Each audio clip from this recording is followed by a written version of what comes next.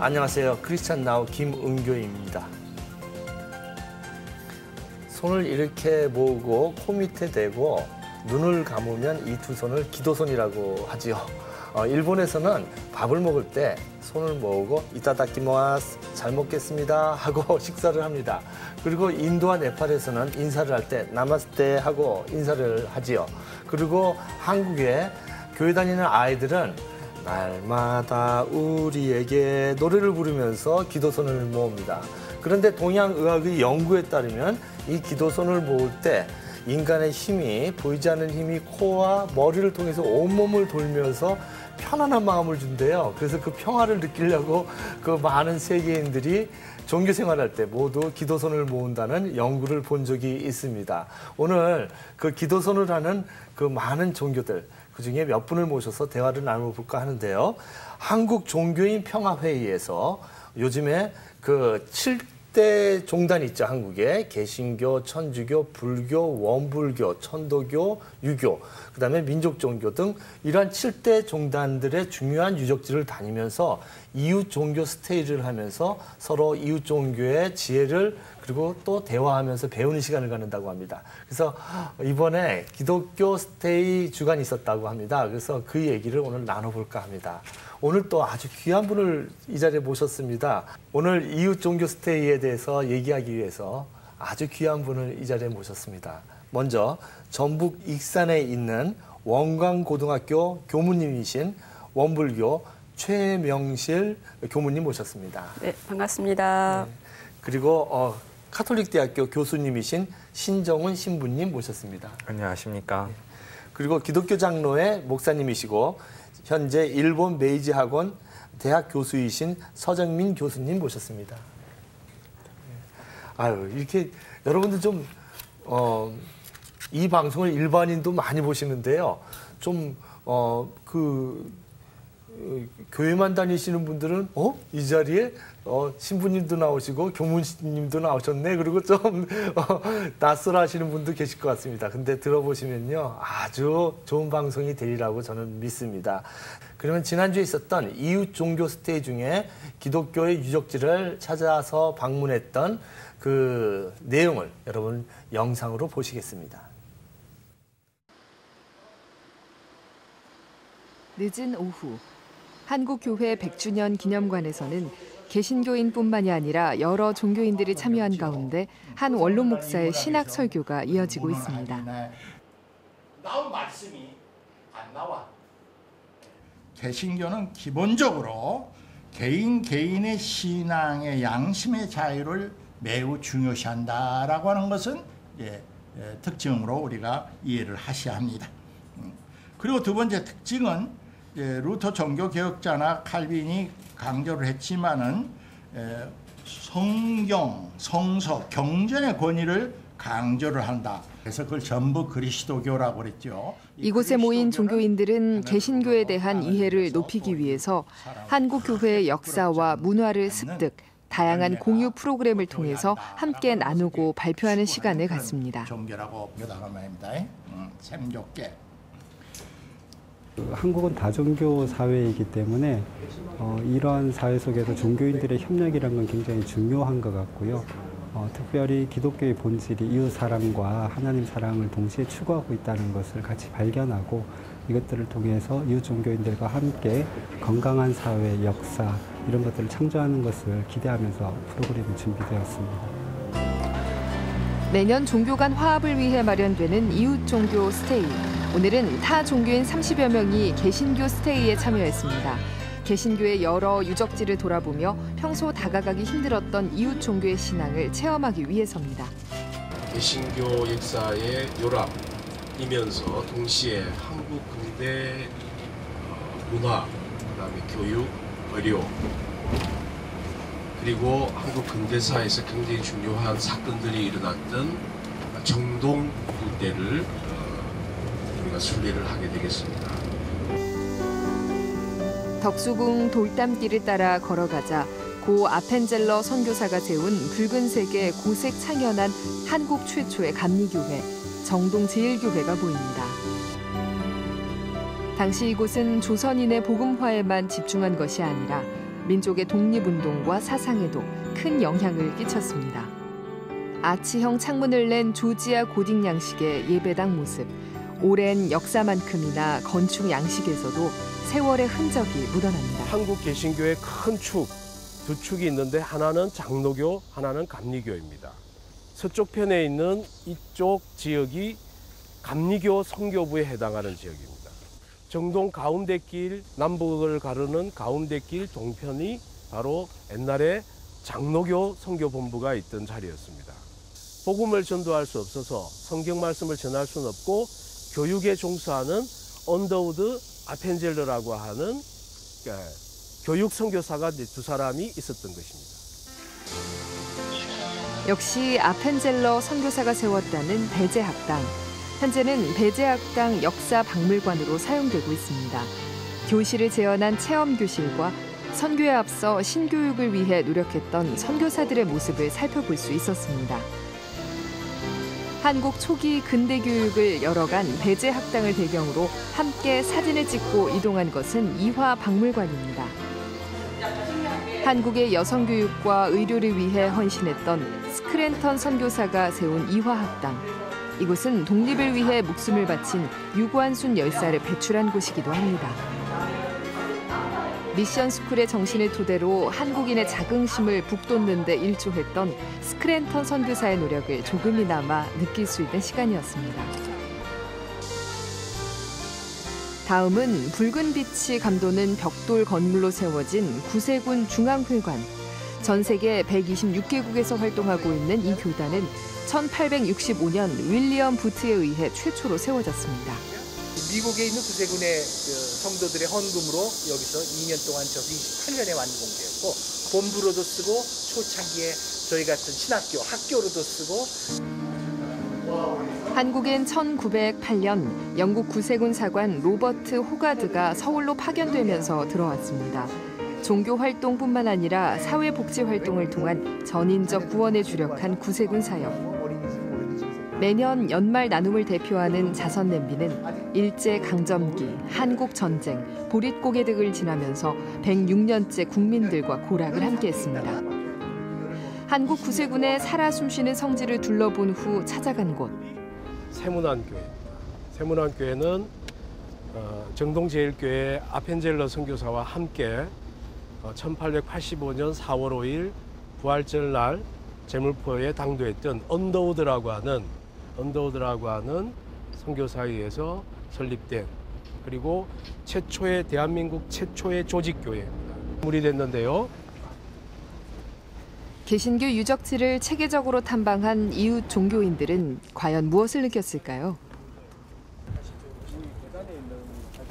정말 어렵고 힘들었던 우리나라 그 어떤 격동의 시대 이럴 때 정말 많은 선교사님들께서 정말 많은 어렵고 힘든 사람들과 함께 하고자 하는 그 마음들, 그 정성들이 이 땅에 심어졌고 그거의 바탕에서 정말 우리나라가 한 단계 더 나아가고 변화가 됐구나. 참 감사한 분들이 너무 많았구나. 그동안 몰랐는데 순교자분들이 참 많으셨구나라는 생각 때문에 되게 감사하고 좀 감동도 되고 은혜로웠던 시간들이 되는 것 같아요. 주변에 개신교인들 뵐 때 조금 이미지가 좀 너무 강하시고 자기를 어필하려는 게 너무 강하시다 보니까 조금 그렇게 이미지가 조금 크게 좋지는 않았지만 그게 다는 아닐 거다.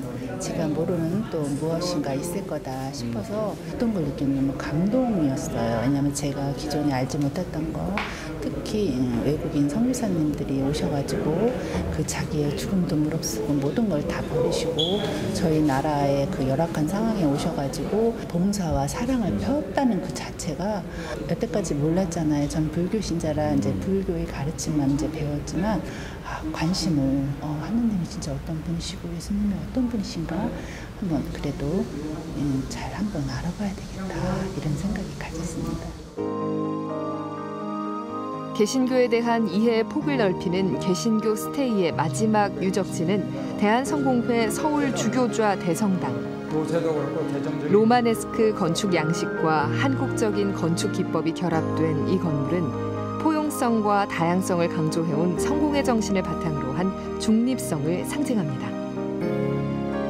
높은 천장을 지닌 예배당과 차분한 붉은색의 기와지붕. 서로 다르지만 하나로 일치되듯이 그렇게 종교 화합의 의미를 되새겨 봅니다. 기독교라는 그 근본 정신이 결국은 사랑이고 우리가 그런 크리스찬에 대한 어떤 사랑 이런 거기 때문에 더 깊게 들어가고 하면 하나의 일치를 이루지 않을까. 그러니까 서로 다른 점을 부정적인 시각으로 바라보는 것보다 이번 체험을 통해서 느낀 게 깊이 알수록 서로 다름을 존중해 줄 수 있지 않을까.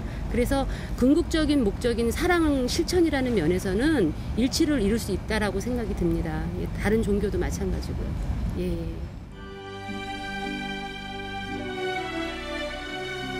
다양한 종교가 존재하는 우리 사회에서 종교인들이 화해와 상생을 위해 노력함으로써 이 땅에 평화가 실현될 수 있길 바라며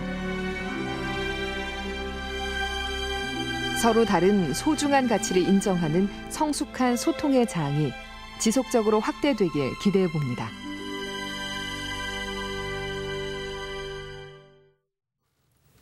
야, 그 왔다 갔다 그냥 버스 타고 차 타고 지나가기만 하는 광화문에 저렇게 의미 있는 장소가 있다는 것을 이 비디오를 보면서 다시 깨닫습니다. 제가 그 불교나 천주교 행사야 또는 학회에 가면 긴장하곤 하는데요. 이 두 분께서 이렇게 나와주시니까 얼마나 좋은지 모르겠어요. 이렇게 막 저한테 이게 평화의 기운이 막 평화 이렇게 다가오는 것 같습니다. 너무 고맙습니다. 그런데 이번에 기독교 스테이를 참여하시면서 어떤 느낌이 드셨는지요? 우리 교무님, 어떤 느낌이 드셨는지? 네, 그동안 기독교인들을 만나면 굉장히 적극적인 모습을 보여주셔서 참 좋다. 우리는 부족한 부분이거든요.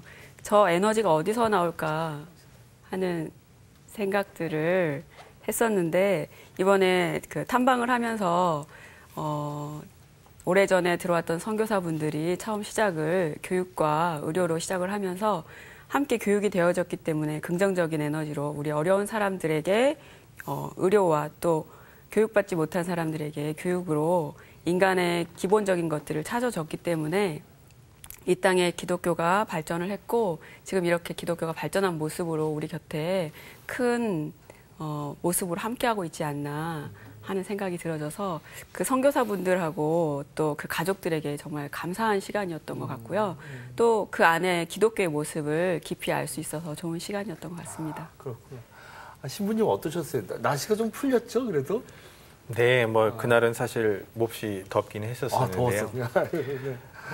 저는 개인적으로 우리나라에 개신교 신자분들이 상당히 많다라는 것을 평소에는 잘 알고 있었었는데 그 역사의 기초 이런 것들을 잘 모르고 있었었는데 그것을 잘 알게 되는 좋은 기회였다 생각합니다. 어떻게 이렇게 1000만이라는 그리스도교 신자가 아시아에서 있다라는 것 자체가 사실 놀라운 일인데 그러한 바탕이 무엇인가 알 수 있는 좋은 기회였습니다. 교수님, 네.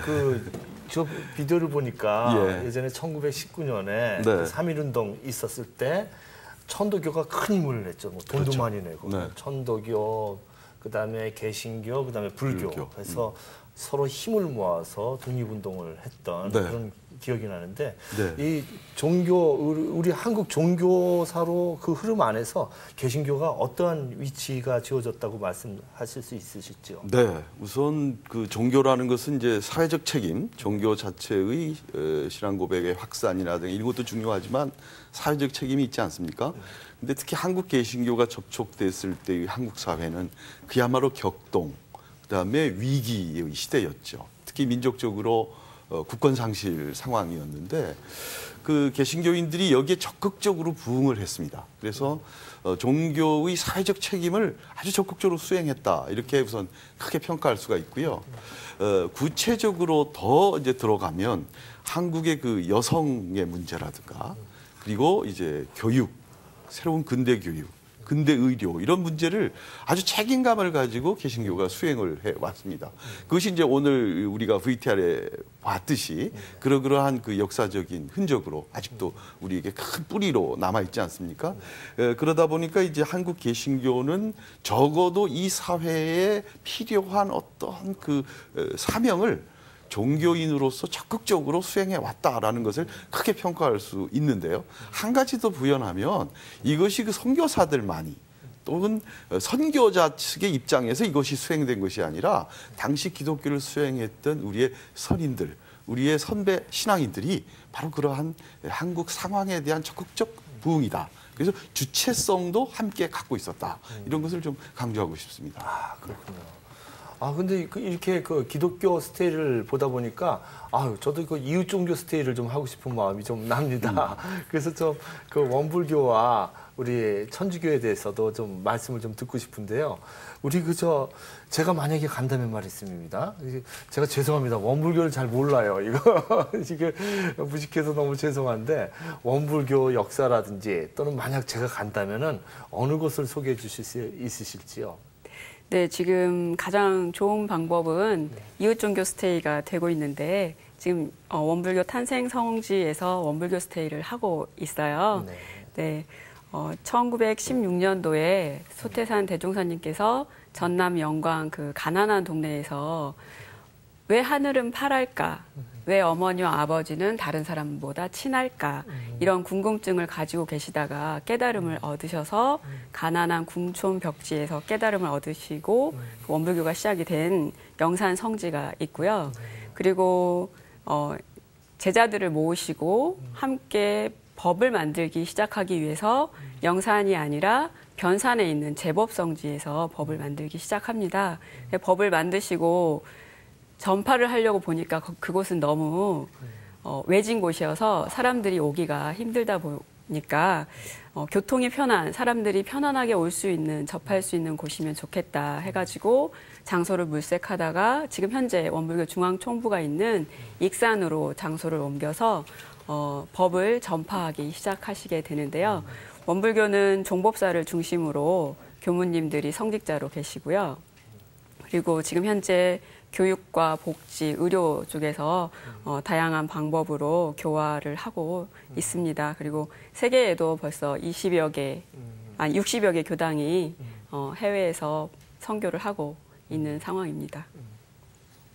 그 원광대학교 또 네. 원불교죠? 원광대학교 얼마나 실력 있는 교수님과 또 그 문창가 출신들이 얼마나 뛰어난 작가들이 많아요. 네. 네, 원광대학교가 원불교에서 굉장히 큰 역할을 하고 있고요. 네. 또 원불교 성직자를 길러내는 곳이기도 합니다. 네. 제가 어디를 가봐야 될까요? 이제 탄생 성지인 전남 영광을 가시면 좋을 것 같고요. 네네. 그리고 아까도 말씀드렸던 것처럼 법을 만들었던 변산 성지가 있습니다. 변산 성지. 네, 그 두 번째 성지고요. 그리고 세 번째 성지가 법을 전파하기 시작한 지금 현재 원불교 익산 총부가 있는 익산에 오시면 원불교가 어떻게 세상에 전파되게 됐는지 원광대학교나 의료기관 이런 것들을 볼 수가 있고요. 또 익산에 제가 살고 있는데 익산에 오시면 제가 안내를 잘 해드리도록 하겠습니다. 부모님이 안내해 주신다니까 많이 갈 것 같습니다. 네, 많이 오세요. 많이 가실 것 같아요. 어제 제가 그 불교 연구가이시기도 하신 그 한양대학교 이도움 교수님을 만나서 조계종과 비교해서 얘기했더니 원불교는 불교이기도 하면서 또 불교가 아니기도 하다. 그렇지만 불교적 측면에서 보면은 조계종이 60~70%라면은 원불교는 한 10% 정도 되는데 사실은 그 역할은 50%를 넘을 정도로 굉장히 깨끗한 모임이고 영향력이 있다 이렇게 평가하시더라고요. 네, 그렇게 긍정적인 면을 봐주셔서 감사합니다. 그래서 교무님 복장을 보시면서도 자칫 불편할 수 있는데 그 1916년에 만들어졌던 그 어떤 그 초심을 잊지 않으려고 이렇게 복장을 근데 좀 그 내부에서도 좀 다른 복장을 입자 이런 얘기도 있겠죠? 네, 이제 세계적으로 나가 있다 보니까 이제 해외에서 성직자가 되고 싶다고 하는 사람들에게 이 복장을 입히기에는 외국인이 입을 좀 어렵잖아요. 네, 또 머리는 더 그렇고요. 이제 우리 그 아프리카 흑인 친구들이 하려고 할 경우에는 더 어려운 머리잖아요. 그래서 내부에서 여러 가지 움직임이 있습니다. 그러니까 지금 대화하는 건 원불교가 세계화되는 과정도 있다는 말씀을 해주신 거죠. 다음 우리 신부님 좀 말씀을. 근데 그 카톨릭 성지는 워낙 많아가지고요. 좀 말씀 좀 듣겠습니다. 여러 가지가 있을 수 있지만 한국 천주교의 특징 중에 하나는 오랜 증거와 순교의 역사를 가지고 있는데요. 순교 성지로서는 서울에서 절두산이나 세남터나 또 전주 또 충청도 내포 지방의 여러 순교 성지들을 어떤 증거의 역사의 장소로서 방문하면 좋지 않을까 이런 생각이 들고 또 천주교의 특징 중에 하나는 수도 생활인데요. 특별히 외관에 있는 남자 베네딕토 수도회라든가 아니면은 전국 각지에 흩어져 있는 글라라 수녀원 또 갈멜 수녀원 같은 곳에 가서 머무시면서 하느님을 만날 수 있는 좋은 기회가 되지 않을까 이렇게 생각이 됩니다. 또 사회 참여라는 측면에서는 서울에서 특별히 월곡동에 있는 성가복지병원 또 영등포에 있는 요셉 의원 이 두 병원이 무료 병원으로 운영되고 있는데 그게 정말 많은 신자분들이 자원봉사로 활동하고 있는데 거기 같은 복음이 전해지는 정말 복음의 빛과 소금의 역할을 하는 그러한 장소가 아닐까 해서 소개시켜 드립니다. 네네. 또 천주교가 또 민주화를 위해서 애써온 부분이 굉장히 크죠. 감사하게도 그런 천주교가 김수환 추기경님을 비롯해서 많은 분들이 그 당시에 사회에 빛과 소금의 역할을 할 수 있었다는 것에 대해서 저희는 상당히 자랑스럽게 생각합니다. 뭐 다 잘 알고 계시겠지만 명동 성당은 사실 우리나라 민주화 역사와는 뗄래야 뗄 수 없는 관계에 있으니까요. 그냥 그 명동 성당이나 절두산 거기를 데이트 코스로만 알고 있는 분들은 그 부분을 좀 이 시간에 좀 새롭게 깨달아야 될 것 같습니다. 그런데 우리 교수님 이번에 기독교 스테이에 강연도 해주시고 이렇게 하시면서 이 종교가 우리 다른 나라와 달리 굉장히 그 다름을 인정하고 그런 면이 있는데 어떻게 생각하시는지요? 저는 일본에 지금 활동하고 있지만 작년에 이어서 올해도 또 방학 기간이었기 때문에 잠깐 한국에 들어오는 기간에 강의를 할 수 있는 기회를 가졌습니다. 그리고 다른 종교 여러분들과 만나서 대화도 하고 이렇게 서로 나눔을 갖다 보니까요. 제가 평소에 늘 생각하는 거지만은 우리들이 각각 종교가 갖고 있는 것들 독특한 신앙 고백의 좁은 영역을 제외하면 세상을 바라보는 관점과 입장 그리고 그 종교가 가지고 있는 사회적 목적이 거의 같다, 동일하다라는 것을 새삼스럽게 느꼈습니다.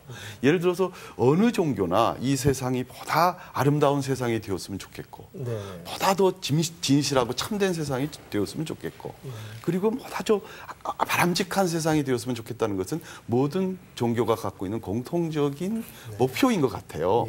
그래서 그런 것들을 서로 나누고 또 그 목표점을 서로 확인한다는 것은 얼마나 귀한 일인지 이런 생각을 했습니다. 그래서 우리 한국 같은 이런 종교 상황에서 보다 더 적극적으로 종교 간의 만남과 대화, 교류가 필요하다라는 것이죠. 그런데 이제 그러다 보니까 저는 조금 반성적으로 이번에 여러 가지를 생각하게 되는데 아주 일부이기는 합니다만은 특히 우리 기독교인들 중에서 조금 배타적으로 폐쇄적으로 이런 종교, 타 종교 내지는 이웃 종교 문제를 생각해서 구체적인 여러 사건들도 있지 않습니까?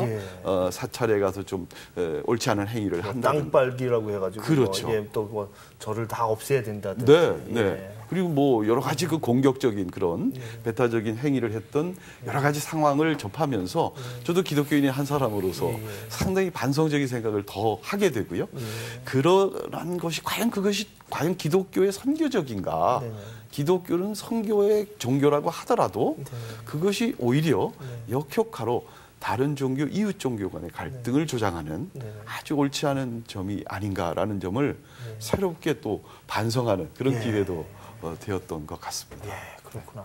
그 다니엘서 1장 27절이 기억이 나는데요. 다니엘이 모든 책을 읽었다. 다니엘 read all kinds of literature라고 나오잖아요. 거기 다니엘서 보면 타 종교, 이웃 종교에 대한 흔적들이 다니엘서에 이렇게 나오고 그렇습니다. 그것을 어떤 그 성령의 중심으로 다 이렇게 자기가 집필하는 그런 것도 우리가 느낄 수가 있는데 너무 그냥 좁게만 읽혀가지고 그런 문제가 일어나는 것 같습니다. 근데 저기 세뮤얼 헌팅턴이 쓴 그 문명의 충돌이라는 책이 1996년에 나왔죠. 저는 그 책을 읽고 굉장히 충격을 받았는데 그 책 보면 이제 이슬람교와 기독교가 싸우는 역사 이런 것들이 이제 계속 벌어질 것이라 예언 비슷하게 하고 그 이후에 정말로 부시 정권에서 이라크와 미국의 전쟁이 그렇죠. 일어났어요. 그래서 이제 그 책을 비판하기를 정부 장학금을 받고 정부 연구비를 쓴 미국의 이데올로기를 대변한 연구소다 이런 비판도 있는데 그 종교 간의 대화가 안 되면 이렇게 큰 싸움까지 그렇습니다. 벌어진다는 말씀이죠. 근데 우리나라는 다행히 이런 일이 안 벌어지는데 이런 현상, 종교 간의 전쟁이 있고 이런 평화가 없는 현상에 대해서 어떻게 생각하시는지 우리 신부님 말씀을 듣겠습니다. 뭐 저희 입장에서는 종교라는 것은 인간이 가질 수 있는 가장 귀한 것입니다. 네.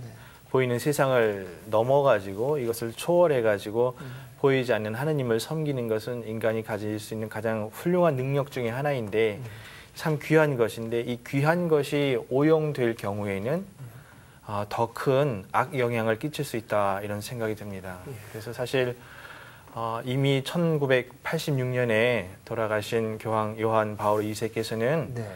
이태리 아시시 성 프란치스코 성인의 고향으로서 유명한데 거기서 전 세계 종교 지도자들 모든 그리스도교 종단과 불교와 힌두교와 이슬람을 포함한 160명을 초대하셔서 평화를 위한 기도회를 개최하셨습니다. 단식하고 기도하면서 평화를 추구하셨는데요. 평화를 달라라고 기도를 했다라는 것은 평화라는 것이 우리가 얻을 수 있는 무언 것이 아니라 하느님의 선물이다라는 것을 명확하게 드러내지 않으셨는가 이런 생각이 듭니다. 사람들은 다종교 사회이니까 서로 사이좋게 지내기 위해서 양보하는 것이다. 그런 의미에서 평화가 거짓 평화라고 생각할 수 있지만 이미 교황님께서는 그것이 평화라는 것이 인간이 만들 수 있는 것이 아니라 하느님으로부터 오는 것이다 이렇게 가르쳐 주셨습니다. 마찬가지로 예수님께서도 우리한테 서로 사랑하라고 그랬는데 서로라는 것은 이미 이웃이라는 것을 전제하고 있다고 볼 수가 있고 또 이웃을 사랑이라는 것을 첫 번째 길은 이웃을 인정하는 것이다. 그래서 타 종교, 이웃 종교와의 대화, 이웃 종교와 함께 살아가는 것은 사실 그리스도교 복음을 포기하는 것이 아니라 그리스도 복음을 살아가는 적극적인 행동이다 이렇게 생각이 됩니다. 네, 그렇구나. 우리 교무님께서는 어떻게 생각하시는지요? 네, 종교 화합은 굉장히 중요하다고 생각합니다. 왜냐하면 종교가 생겨난 이유가 불안한 마음을 안정되게 하고 고통에 있는 사람들을 편안하게 하기 위해서 기도도 하고 신앙도 하고 수행을 하는데 종교 간에 서로 싸운다면 종교가 해야 되는 가장 기본적인 일을 못하는 것이라고 생각되기 때문에 우리 종교에서는 가장 기본적으로 함께 살아갈 수 있도록 그리고 우리 모두는 평등하다라고 하는 사실을 잘 이렇게 알려줄 수 있는 저희들이 되어야 될 것 같고 또 서로 다름 속에서도 같이 추구하는 행복하게 살고자 하는 그것이 있기 때문에 그것을 소통을 통해서 함께 이루어가는 작업이 필요하기 때문에 종교 화합은 가장 중요한 우리가 해야 될 일이 아닐까. 그래서 평등 세상을 만들고 평화 세상을 만드는 데 앞장서야 되는 게 종교인이 해야 될 일이라고 생각이 되어집니다. 네, 그렇군요. 근데 교수님, 일본과 좀 한국을 비교하면 한국의 종교 상황이 더 이렇게 좀 명확히 보이지 않을까 이런 생각이 좀 드는데요. 네. 일본은 흔히들 생각할 때 종교가 획일화되어 있다고 이렇게 생각을 하는 것 같아요. 네. 야스쿠니 진자가 대표되는 그 야스쿠니 국영화 운동이 있었을 때 거기서 반대해서 신사회의 모든 기독교, 불교, 천주교가 단합해서 반대 운동을 한 적이 있었죠. 그런데 우리나라는 또 그 획일화가 아니라 다종교 사회라고 이렇게들 얘기하는데 일본과 한국을 비교할 때 어떻게 생각하면 좋을지요?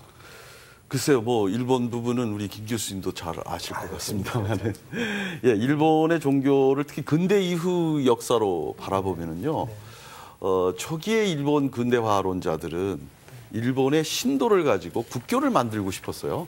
그러니까 뭐 그 잘 알다시피 일본은 그 분권적인 국가를 하나로 통일하는 그런 것이 이제 과제였지 않습니까?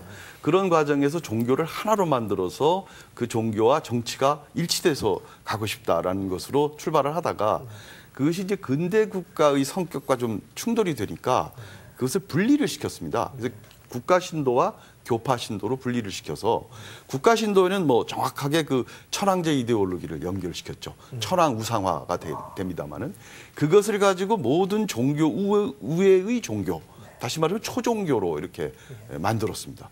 그러니까 지금 현상적으로 보면 일본에 여러 종교가 존재하는 것 같지만 모든 종교는 국가 이데올로기인 천황제 이데올로기라든가 국가 신도에 예속되어 있는 모습을 보입니다. 그래서 그 종교가 대단히 일원화되어 있고 획일화되어 있다는 모습을 보여주거든요. 그래서 이제 혹자들은 그렇기 때문에 일본은 종교적 영향력이 사회에 더 강하겠구나. 종교가 일치되어 갖고 사회 문제를 해결할 수 있는 그런 에너지가 있겠구나라는 생각을 하는데요. 우리가 늘 역사를 통해 보면은 하나의 것이 절대 큰 역할을 하지 못합니다. 그래서 저는 오히려 양쪽의 종교사를 비교해서 연구하고 가르치는 입장에서는 우리 한국의 이 다양한 다문화 종교 상황이 한국 사회의 종교적 역할을 더 강하게 할 수 있는 역동성을 제공하고 있다. 만약 이렇게 다문화적인 다종교적인 상황의 종교들이 어떤 목적, 아까 신부님이나 교무님 말씀하셨습니다만 평화의 문제라든가 뭐 생명의 문제라든가 인권의 문제라든가 이런 것들을 함께 노력한다라는 입장에서 일치된 견해를 발휘하기 시작하면 한국 사회의 다원화된 종교 문화가 한국 사회를 훨씬 더 역동적으로 변화시킬 수 있는 큰 긍정적 역할을 할 수 있는 상황이 아닌가. 그래서 오히려 일본의 획일성보다는 한국의 다양성이 큰 힘과 어떤 역동성을 가지고 있다. 이렇게 저는 비교할 수가 있다고 생각합니다. 그러시군요. 야, 이거 뭐 너무 오늘 아주 뭐 영적으로 배가 부릅니다. 영적으로 아주 풍족하고 행복함을 누리는데 이제 시간이 다 된 것 같아요. 그래서 귀중한 말씀을 이제 마지막으로 한 마디씩 모셔 들으려고 합니다. 우리 지금까지 여러 얘기를 나누셨지만 우리 더 이 얘기는 꼭 하고 싶다 하신 말씀을 우리 모셔 듣겠습니다. 우리 교무님부터. 네. 세계상의 평화를 위해서 우리는 서로 열린 마음으로 나의 신앙이 중요한 것처럼 다른 사람의 신앙도 이렇게 중요하니까 소중하게 존중하면서 열린 마음으로 있는 그대로 인정하고 또 이웃 종교의 긍정적인 면을 호기심을 가지고 또 관심을 가지고 함께 소통하고 대화한다면 또 어려운 일에 우리가 일심을 모아서 돕는다면 그 종교가 해야 될 일이 잘 이루어지지 않을까 하는 생각이 들어집니다. 네, 고맙습니다. 신부님, 그 배타성이라는 문제 있잖아요. 개신교가 그게 굉장히 강한데 그걸 포함시켜서 한번 이웃 종교와의 대화에 대해서 말씀해 주시면 감사하겠습니다. 그 스테이에서 강의를 하셨던 김경재 목사님께서 저희들한테 질문을 주셨습니다. 한국 개신교가 잘 됐으면 좋겠습니까? 사실 쉬운 대답은 아닐 수가 있는데 목사님께서 뭐라고 말씀하셨냐면 한국 개신교가 잘 돼야 됩니다. 그리고 한국 불교가 잘 돼야 됩니다. 또 한국 천주교가 잘 돼야 됩니다. 그래야지 우리나라가 건강합니다. 이런 말씀을 해주셨습니다. 이웃 종교가 병을 앓고 있으면 사회가 병을 앓고 있는 것이고 우리가 이웃 종교라고 얘기할 때는 길을 같이 가는 사람이다 이렇게 볼 수가 있습니다. 하느님께 나가는 길, 깨달음을 얻어가는 길, 참 긴 길인데 거기에서 같이 가고 있는 존재이기 때문에 서로가 잘 되기를 바라고 서로에게서 배울 수 있는 것이 한국 상황에서 반드시 필요한 일이다 이렇게 생각이 됩니다. 네, 감사합니다. 고맙습니다. 우리 교수님 말씀 듣겠습니다. 너무 좋은 말씀들이십니다. 제가 요즘 일본에서 종교, 특히 기독교를 가르칠 때 동심원을 그려놓고 강의를 합니다. 맨 가운데 신앙 고백이라고 적어놓고요. 그 다음 원에는 기독교의 특별윤리라고 적어놓고 그 다음에 맨 마지막 큰 원은 기독교의 보편윤리라고 써놓고 강의를 합니다.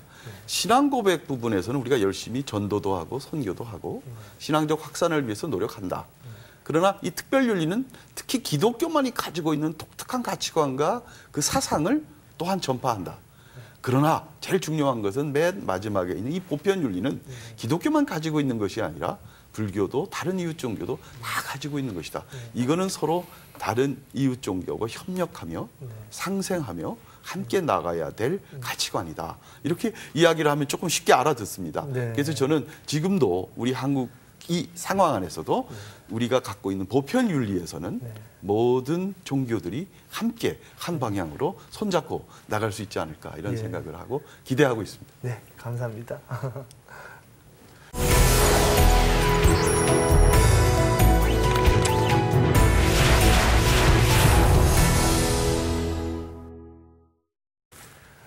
오늘 방송이 구원은 어디에 있다 이런 얘기를 하려는 것이 아닙니다. 마치 밤하늘의 별들 그리고 보름달을 보면 태양의 빛을 반사한 많은 별들이 아름다운 빛을 발하듯이 모든 종교에는 지혜가 있고 그 지혜를 우리가 대화를 통해서 그 지혜를 서로 나눌 수 있다는 그 얘기를 오늘 나눈 것입니다. 여러분들 그 불교와 천주교와 원불교 그리고 유교를 통해서 이 오래된 그 고전의 깊이를 우리가 나눈다면 참 평화로운 세상이 될 것 같습니다. 여러분 오늘 방송 특별히 더 많이 봐야 될 것 같습니다. 이 유튜브가 있거든요. 이 유튜브, 트위터와 페이스북과 블로그를 통해서 많이 공유해 주시면 감사하겠습니다. 너무 영적으로 풍족한 방송이었습니다. 여러분 감사합니다. 오늘 여기까지 하겠습니다. 나와주셔서 고맙습니다. 감사합니다. 교수님 너무 감사합니다. 감사합니다. 네, 감사합니다. 아니, 교우님하고 신부님께서 안내해 주실 때 사람들이 많이 갈 것 같습니다. 네. 감사합니다. 고맙습니다. 귀한 말씀 잘 들었습니다. 우리 천주교 스테이 할 때는 제일 먼저 어디부터 가나요? 뭐 여러 군데서 하는데요. 네. 올해는 전북 익산이 아니라 완주에 있는 소모성지에서 네, 그렇습니다. 네, 고맙습니다. 감사합니다. 감사합니다. 감사합니다. 귀한 말씀 잘 들었습니다.